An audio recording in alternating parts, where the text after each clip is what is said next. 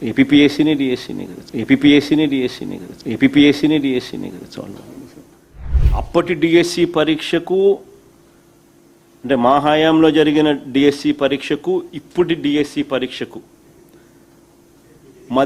ఇప్పుడు ఇప్పుడు అదేంటే ఏపీపీఎస్సీని డిఎస్సీని కదా చాలు. ఏపీపీఎస్సీ అప్పుడు ఏపీపీఎస్సీ ఇప్పుడు ఏపీపీఎస్సీకి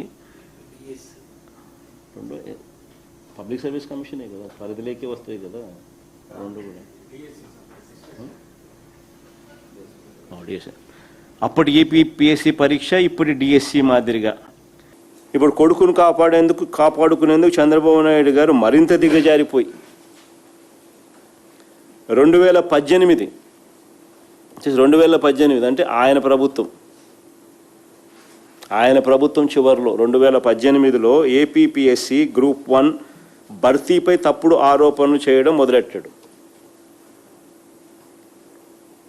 ఆశ్చర్యం ఏమిటో తెలుసా, చంద్రబాబు నాయుడు చేస్తూ ఉన్న ఈ సోకాల్డ్ ఆరోపణల మీద ఇది 2018లో చంద్రబాబు నాయుడు గారి ప్రభుత్వంలోనే ప్రిలిమ్స్ కూడా అయిపోయినాయి.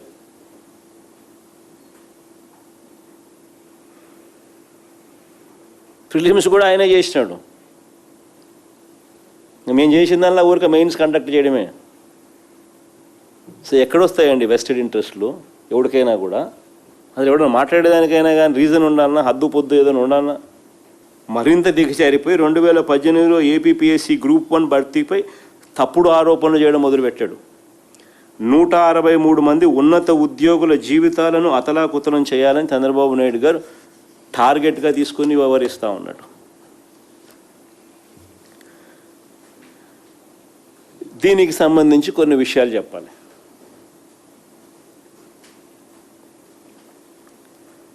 ఇది వెరీ ఇంపార్టెంట్.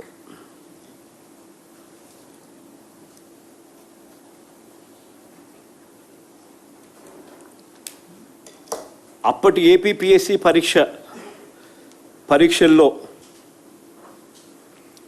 ఇప్పటి చంద్రబాబు నాయుడు గారు గవర్నమెంట్లో కండక్ట్ చేసిన డిఎస్సి మాదిరిగా పేపర్ లీకేజ్ అప్పుడు జరగల.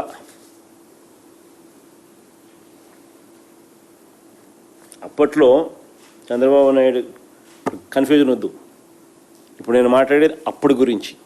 అంటే మన ప్రభుత్వంలో మన చంద్రబాబు నాయుడు మా మీద చేస్తూ ఉన్న ఆరోపణలను కౌంటర్ ఇస్తున్నా.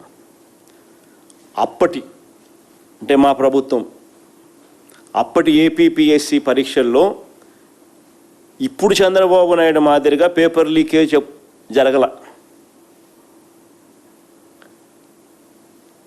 ఇప్పటి డిఎస్సి మాదిరిగా ప్రశ్నపత్రాల విభాగంలో పనిచేస్తూ ఉన్న అవుట్సోర్సింగ్ ఉద్యోగులకి ఎవరికి ర్యాంకులు రాలా.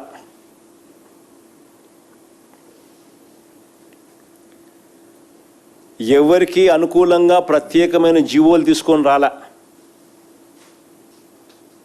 ఎవరికి అనుకూలంగా మేము మా హయాంలో ప్రత్యేకంగా ఎవరికి ఫేవర్ చేయాలని అనుకూలంగా ప్రత్యేకమైన జీవోలు తీసుకొని రాలా.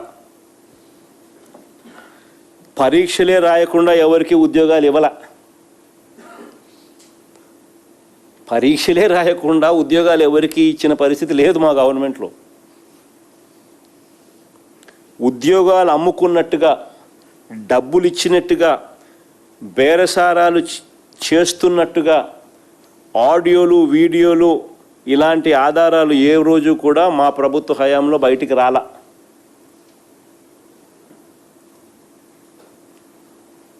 తేడా చెప్తున్నా. అప్పటికి మా ప్రభుత్వంలో చంద్రబాబు నాయుడు చేస్తూ ఉన్న పిచ్చి ఆరోపణలకు చంద్రబాబు నాయుడు హయాంలో ఇప్పుడు జరిగిన నిజమైన ఈ స్కామ్కు మధ్య తేడా చెప్తా ఉన్నా. బయటకు వస్తున్నదల్లా కేవలం చంద్రబాబు నాయుడు ఆక్రోశం, కొడుకును కాపాడుకోవాలన్న ఆయన ఆరాటం మాత్రమే బయటకు వస్తూ ఉన్నాయి.